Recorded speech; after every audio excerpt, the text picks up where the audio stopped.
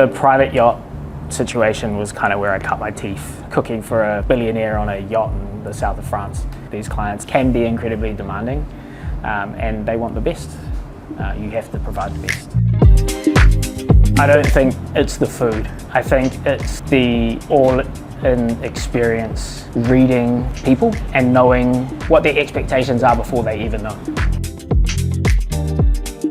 I grew up in a Polynesian household. Tablecloths were always on the floor, so I guess inherently that's the way we ate, you know?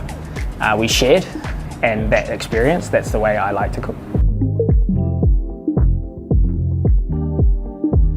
The private yacht situation was kind of where I cut my teeth. I flew into France, somehow managed to land a job at 23 cooking for a billionaire on a yacht in the south of France. The longest time I spent on that boat was 3 months without touching land.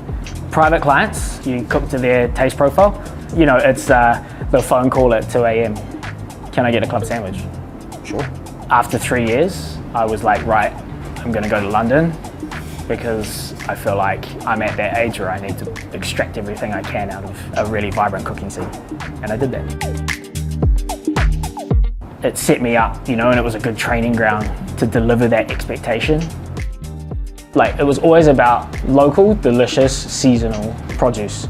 It's a lot like the food at Magpie. I really try not to overcomplicate things. Like, I guess complicated on palate, but at the core of it, it's ingredients led.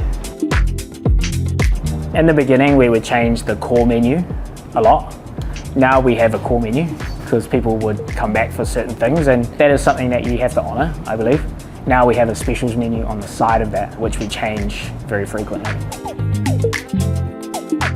Now the restaurant's in a stable place. I can come out onto the floor, engage with the guests. And I think that's what I loved the most about private dining, was engaging with the guests and just feeding off their energy as well.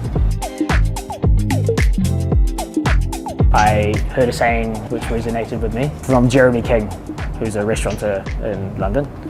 And he says, what's the fastest way to go bankrupt? To maintain your standard. So evolution, right? We're constantly kind of pushing for that.